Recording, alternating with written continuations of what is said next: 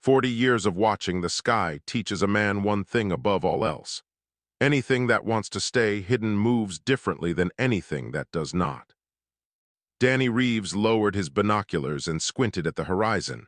The light was wrong, not wrong in a way most people would notice, wrong in a way that made his stomach tight. He had spent 30 years as an air traffic controller before retiring to this ranch in Montana. Another 10 years he had spent on this porch, watching planes and satellites and weather balloons cross the night sky. He knew how things moved up there. He knew the rhythm of it. This light did not follow the rhythm. It moved like something pretending to be a satellite. The speed was right. The brightness was close enough. But satellites do not hesitate. They do not adjust. They follow their orbital paths like trains on tracks. This thing had paused just for a moment. Then it had changed direction by 2 degrees. Danny set down his binoculars and walked to his truck. Rosa Delgado was in her barn when he pulled up. She had built her own tracking equipment from spare aerospace parts and determination. 20 years at a defense contractor had taught her how things worked. Quitting that job had taught her how to think for herself. "You saw it too," she said. "It was not a question." "Northwest quadrant, 30 minutes ago." Rosa led him to her monitors. Lines of data scrolled across the screens. She pointed at a gap in the readings. "Right there, something was blocking my signal, something that knew exactly where my equipment was pointed." Danny felt the tightness in his stomach grow. How long have they been watching? Based on these patterns, years, maybe decades. They drove together to the diner on Main Street. Patricia Webb was wiping down the counter when they walked in. She was 62 years old, retired military, and she ran the best network of amateur sky watchers in 6 states. "Sit down," she said. "I have been getting calls all night." The 3 of them spread a map across the counter. Patricia marked each sighting with a red pen. Idaho, Wyoming, Colorado, Nebraska. The dots formed a grid pattern too perfect to be coincidence. "They are mapping us," Rosa said. "They have been mapping us for a long time," Patricia replied. "The question is why." Danny stared at the map. He thought about all the nights he had spent on his porch, all the lights he had dismissed as planes or satellites, all the moments his instincts had whispered that something was off. "They thought we would not notice," he said. "They were almost right," Patricia folded the map. "The question is what we do about it." Rosa leaned back in her chair. "We tell someone, the government, the military." "And say what? That a bunch of retirees saw some funny lights?" Patricia shook her head. "They will laugh at us, or worse, they will take over and handle it quietly. Nothing will change." Danny walked to the window. The sky was clear. A few stars were visible through the streetlights. Somewhere up there, something was watching. "We do not tell the government," he said. "We tell them." Rosa and Patricia exchanged a look. "Tell who?" Rosa asked. "Whoever is up there, we let them know we see them." Patricia raised an eyebrow. "And how do you plan to do that?" Danny had been thinking about this during the drive. He still had his old radio equipment from his military days. Frequencies that were supposed to be retired but never quite went silent. Coordinates could be calculated from Rosa's data. "I broadcast a message, simple, direct, aimed at the last location your equipment tracked them." "What kind of message?" Rosa asked. Danny looked at her, then he looked at Patricia, then he looked out at the sky. "3 words, we see you." The next night, Danny sat in his radio room. Rosa had calculated the coordinates. Patricia had confirmed the frequency. Their little network was ready. He took a breath, then he pressed the transmit button. "We see you." The words went out into the darkness. 3 simple words, no threat, no demand, just a statement of fact. Somewhere in the night sky, a light that had been hovering near the mountains flickered. Then it moved, not slowly, not carefully. It moved fast and desperate, like something that had just realized it was being watched. Danny smiled. 40 years of watching the sky had taught him something else. The thing that is watching you is never as brave as it pretends to be. He transmitted the message again, and again, and again. By morning, the light was gone, but Danny knew it would not stay gone. He knew because he understood something that whoever was up there had forgotten. Humans had evolved as prey. They had spent millions of years being hunted by things faster and stronger than themselves. They had survived by paying attention, by noticing. The rustle in the grass, by seeing the shadow that did not belong. The watchers had thought they were invisible. They had been wrong. And now, for the first time in however long they had been watching, they knew it.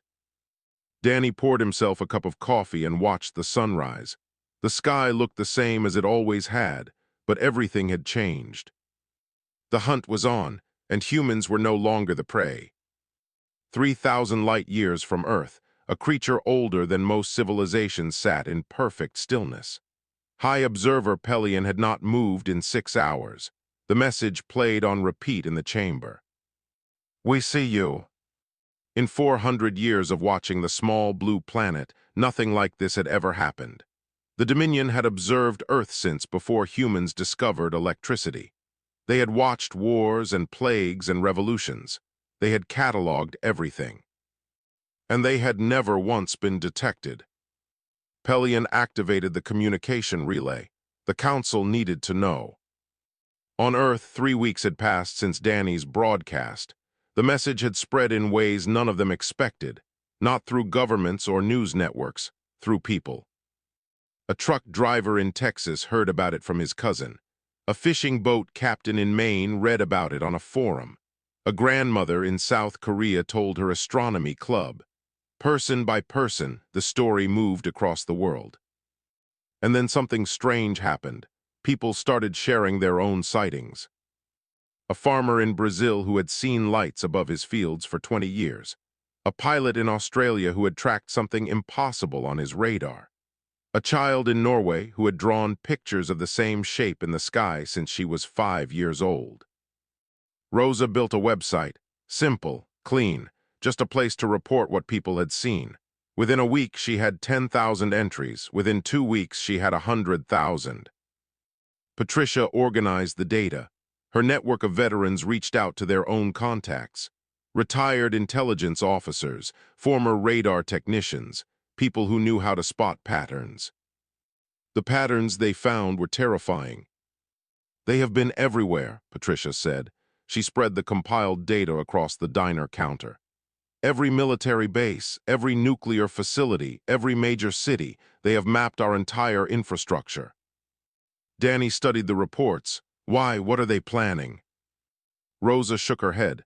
"Maybe nothing, maybe they are just watching, like scientists studying ants." "Scientists do not spend 400 years studying ants." A new voice joined the conversation. Admiral Yoshida Kenji had driven 12 hours from his home in California. He was 80 years old, retired from the Japanese Self-Defense Force, and he had been waiting for this moment his entire life. "They are not scientists," he said. "They are assessors. They are deciding what to do with us." The room went quiet. "How do you know that?" Patricia asked. Yoshida sat down at the counter. "Because that is what I would do. If I found a new species, I would watch them. I would learn their strengths and weaknesses. I would figure out if they were useful or dangerous or neither." "And what happens after the assessment?" Danny asked.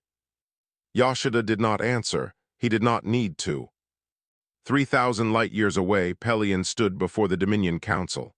The chamber was vast, filled with representatives of 1,000 species, all of them old, all of them patient, all of them certain. "This is impossible," Council Prime Sarath said. "Our stealth technology has never been detected, not by the Ven, not by the Crystalline Collective, not by the architects themselves." "The humans did not detect our technology," Pelion replied. "They detected us. They noticed how we moved, how we watched. They saw the patterns in our behavior." Sarath leaned forward. "Explain." "They are prey animals, Prime. Their entire evolution was shaped by being hunted. They developed the ability to notice what does not belong, to see the predator before the predator sees them." "We are not predators. We are watchers who hide. To a prey species, there is no difference. The council chamber fell silent. For 10,000 years, the Dominion had observed developing species. They had done so with confidence, with certainty, with the absolute knowledge that primitive species could never threaten them. Now a species that had barely left its own atmosphere had done what none of the great civilizations had managed. They had looked back. "What do you recommend?" Sarath asked. Pelion had thought about this for 3 weeks. The answer was obvious. It was also unprecedented. Contact direct and immediate before they learn more. We do not contact unclassified species. We have never had a choice before. On Earth, Danny stood on his porch and watched the sky. The lights had not returned since his broadcast. But he knew they were still out there, watching from further away, hiding more carefully. Rosa joined him. The website crashed again, too much traffic. "How many reports now?" "500,000 from every country on Earth." Danny nodded. He had started something he could not stop, and somewhere deep inside he was glad. "They made a mistake," he said. "They watched us like we were animals, like we were too stupid to notice. They have been doing this for thousands of years. They have probably observed hundreds of species. And none of them noticed." Rosa was quiet for a moment. "What does that make us?" Danny thought about the lights in the sky, about the watchers who had hidden for so long, about the fear he had seen in that flickering movement when he first broadcast his message. "Different," he said. "It makes us different." And somewhere, 3,000 light-years away, a very old creature heard those words repeated by a council that had never known fear. They were learning it now. The small aircraft touched down on a runway that had not been used in 15 years. Dust rose from cracked concrete. Weeds pushed through the surface. The municipal airport outside Baker, Nevada, was exactly what the humans had requested. Ordinary, forgotten, far from anywhere important. High Observer Pelion stepped out of the craft alone. The Dominion had wanted to send a delegation of 50, armed guards, diplomatic specialists, translation technology. The humans had said no, one representative, no weapons, no escorts. The council had argued for days. In the end, they had no choice. The humans had set the terms. The Dominion needed answers more than they needed pride. 3 figures waited at the edge of the runway. An old man in a flannel shirt, a woman with gray hair pulled back tight, another woman with grease on her hands and equations in her eyes. Danny, Patricia, Rosa. They had been chosen not by governments or committees. They had been chosen by a network of 500,000 ordinary people who had looked at the sky and refused to look away. Pelion approached them slowly. The alien's form was tall and thin, with skin that shifted colors like oil on water. 4 eyes studied the humans. Each eye moved independently, tracking different things. "You are not what we expected," Pelion said. The translator implant converted the words into flat, mechanical English. "Neither are you," Danny replied. They walked together to a metal building at the edge of the runway. Inside, a table had been set up with 4 chairs, nothing else. No recording equipment, no computers, no observers behind glass. Patricia had insisted on that. This conversation belonged to them. "Why are you here?" Rosa asked. She placed a folder on the table but did not open it. "Because you saw us, because that has never happened before, because the council needs to understand how." Danny leaned forward. "Let me ask you something first. How long have you been watching?" 400 of your years." "Why?" Pelion's colors shifted to something darker. "The Dominion catalogs developing species. We observe, we assess, we determine which are suitable for contact and which are better left alone." "And us, which category are we?" The alien was silent for a long moment. "Neither. You were considered unremarkable, intelligent enough but self-destructive. Our projections showed you eliminating yourselves within 500 years. You were not a threat. You were not interesting. You were simply there." Patricia's expression did not change. "You were wrong." "Yes." Rosa opened her folder. Inside were pages of data, Dates, times, coordinates, trajectory calculations, signal patterns. She spread them across the table. "These are your observation records," she said. "Every time your ships passed over our planet for the last 60 years, every location you monitored, every signal you sent back to your council." Pelion stared at the papers. The alien's 4 eyes went wide. Colors rippled across the shifting skin like waves in a storm. "This is not possible. And yet here it is. You do not have the technology to detect our vessels." Rosa almost smiled.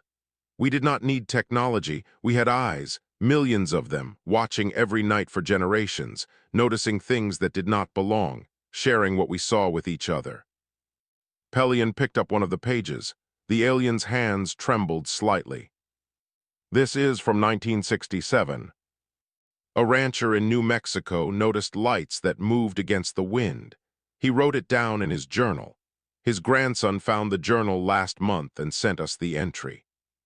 This is from 1984. A fishing crew in Japan tracked an object underwater that moved too fast to be any submarine. They told stories about it in their village. Those stories reached our network 3 weeks ago." Pelion set down the papers. The alien looked at Danny with something that might have been fear. "You have been watching us for 60 years. Longer than that, we just did not know what we were watching. Now we do." The room was silent. Outside, the wind blew dust across the abandoned runway. Inside, the power balance between species shifted in ways the Dominion had never imagined. Patricia leaned forward. "You came here expecting to find primitives, animals that got lucky. You wanted to understand how we detected your technology so you could fix the problem and go back to watching us in secret." "Yes, that is not going to happen." Pelion's colors went pale. "The Council will not accept this. They will want to. The Council will accept what we tell them to accept." Patricia's voice was calm but hard as iron. "Because we know something now that changes everything. You are not as powerful as you pretend to be. If you were, you would not have spent 400 years hiding." Danny stood up. He walked to the window and looked out at the empty sky. "You thought you were studying us," he said. "The whole time we were studying you, we just did not know it yet. Every sighting, every story, every journal entry and fishing tale and child's drawing, it was all data, and data has a way of adding up." He turned back to face Pelion. "Tell your council we are ready to talk, not as subjects, not as specimens, as equals, or we can keep watching. We have gotten very good at it." Pelion gathered the folder of papers with shaking hands. "They will want to know how you did this." Danny smiled. It was not a kind smile. "Tell them we never stopped paying attention, and tell them that is the most dangerous thing a species can do." The council chamber had never been so quiet. Representatives from 1,000 worlds sat frozen in their seats. The holographic display showed page after page of human data, 60 years of observations, recorded, cataloged, organized with precision that matched the Dominion's own records. Council Prime Serath stared at the evidence.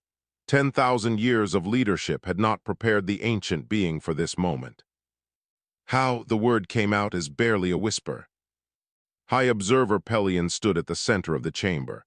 "They watched us, Prime, not with technology, with eyes, with attention, with the collective memory of their entire species."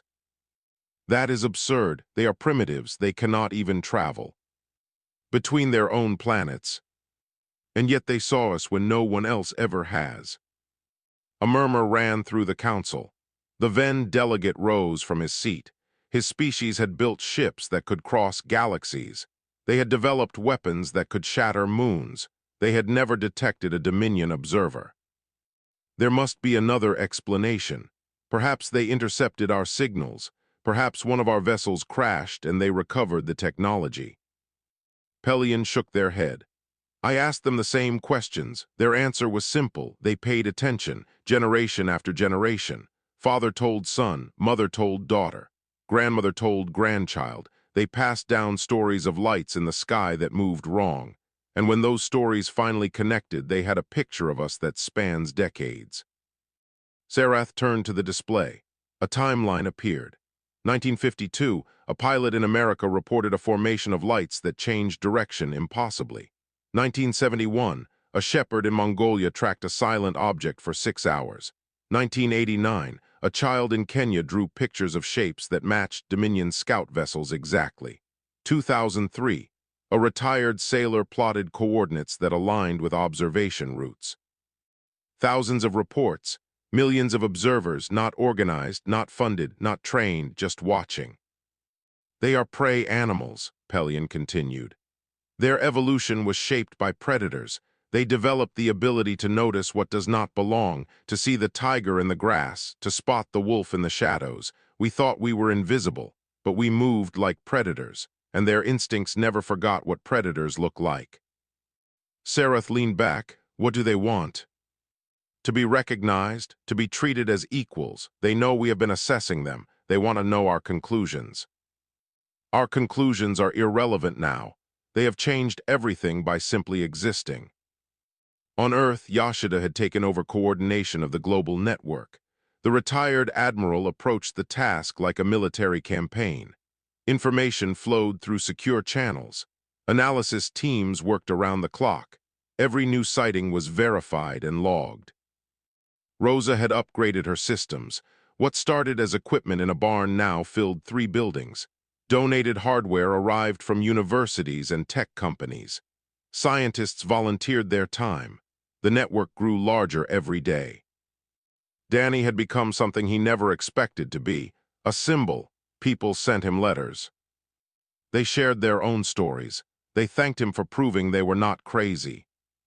"We have a problem," Patricia said. She had been reviewing reports from her intelligence contacts.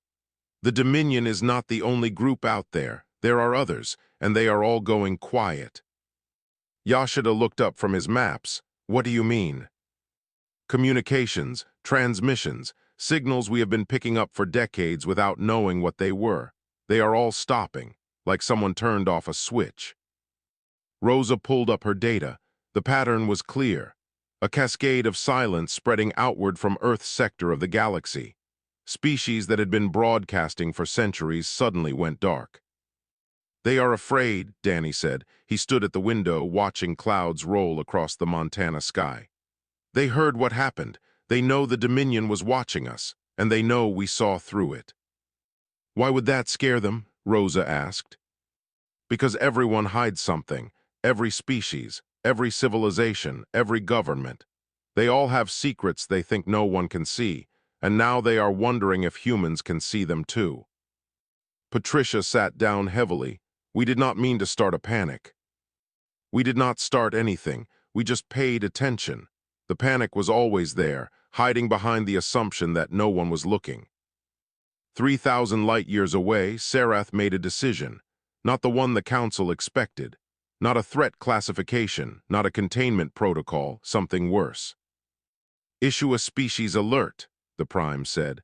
"All Dominion observers are to withdraw from the Sol system immediately. All contact protocols are suspended, and send word to our allies, our enemies, everyone. Warn them about humanity." Pelion stepped forward. "What warning, Prime?" Sarath looked at the holographic display one last time. 60 years of human observations, ordinary people, watching, waiting, never forgetting. "Tell them the truth. Tell them there is a species in this galaxy that can see what is meant to be hidden.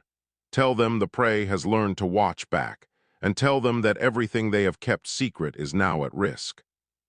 The council chamber erupted. Delegates shouted questions and demands, but Sarath ignored them all. The humans had done something no weapon could do. No army, no technology. They had looked at the darkness and refused to believe it was empty. And now the darkness was afraid. Back on Earth, Danny watched. The stars come out. Somewhere up there, civilizations were going silent. Ships were retreating. Ancient secrets were being buried deeper.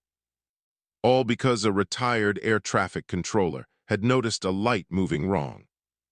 He smiled. Sometimes the smallest action has the biggest consequences. The galaxy was learning that lesson now. Rosa noticed it first, not because she was looking for it, but because its absence was so loud. For 3 months, her equipment had tracked patterns, signals in frequencies humans were never meant to hear, movements at the edge of detection, the constant hum of a galaxy full of watchers. Then, in the span of 72 hours, all of it stopped. She called Danny at 2 in the morning. Something is wrong. By sunrise, the entire network was on alert. Yoshida coordinated reports from stations across the planet. Patricia reached out to her contacts in every intelligence agency that would answer. The picture that emerged was disturbing. The sky was empty. Not just the Dominion observers, everything. Amateur astronomers reported that signals they had tracked for years had gone silent. Radio telescopes picked up nothing but static. Even the strange interference patterns that scientists had dismissed as cosmic background noise had disappeared. They left, Rosa said, her voice was hollow. All of them, every ship, every probe, every observer, they all left at once. Danny tried the communication channel Pelion had established. Static. He tried again, more static. He tried a third time and received a response so brief it barely registered. The Council has made a decision. I am sorry. Then nothing. Patricia slammed her hand on the table. What does that mean? What decision? Yoshida had been studying the data. His face was gray. The silence is spreading. Look at these patterns. It is not just our sector. It is propagating outward, system by system, civilization by civilization. The whole galaxy is going dark. That is not possible. We are one planet. We cannot affect an entire galaxy. We did not affect the galaxy. We affected its secrets. And secrets are the only thing holding some of these civilizations together. Danny walked outside. The night was clear. Stars burned in the darkness like they always had. But now he knew those stars were surrounded by silent ships and abandoned stations and species that had suddenly realized they were not as hidden as they believed. Rosa followed him. I have been running calculations, the rate of the silence, the distance it has traveled. Someone sent a message about us, a warning, and every civilization that received it reacted the same way. They hid. They panicked. The Dominion spent 10,000 years convincing the galaxy that nothing could see through their stealth technology. We proved them wrong in 3 months with binoculars and fishing stories. Danny laughed. It was not a happy sound. So now what? The whole galaxy goes silent because a bunch of humans looked up. Not just because we looked up, because of what that means. She pulled out her tablet. More data, more patterns. Every species in that council has secrets. Technology they do not share, resources they hide from rivals, plans they keep from allies. Their entire civilization runs on the assumption that what they hide stays hidden. And we broke that assumption. We shattered it. If humans can see through Dominion stealth, what else can we see? If we noticed observers that no one has detected in 10,000 years, what happens when we start actually trying? Danny understood now. The silence was not punishment, it was fear. The galaxy had spent millennia building structures of power based on hidden information. Secret weapons, hidden resources, private agendas, all of it depended on one thing. The belief that no one was watching. Humans had proven that someone was always watching, not with advanced technology, not with special training, just with attention, just with the simple refusal to stop looking. Patricia joined them outside. Her phone was pressed to her ear. She ended the call and put the phone away. My contacts confirmed it. Intelligence agencies around the world are picking up the same thing. The silence is not limited to our sector. It is everywhere. Species that have been in contact with each other for thousands of years have stopped communicating. Because of us, Danny asked. Because of what we represent. The Dominion sent out a species alert. They warned everyone about humanity, and the warning was not that we are dangerous or aggressive or warlike. Then what was the warning? Patricia looked up at the silent stars. That we see, that we notice. that we cannot be hidden from. They told the galaxy that a species exists which watches everything and forgets nothing, and every civilization out there realized that all their secrets, all their lies, all their hidden agendas are now at risk. Danny sat down on his porch steps. A month ago, he was a retired air traffic controller with a hobby. Now he was the reason an entire galaxy had gone dark. "What did we do?" he asked. Rosa sat down beside him. She looked at the empty sky, the stars that burned without any signals traveling between them, the darkness that was darker than it had ever been.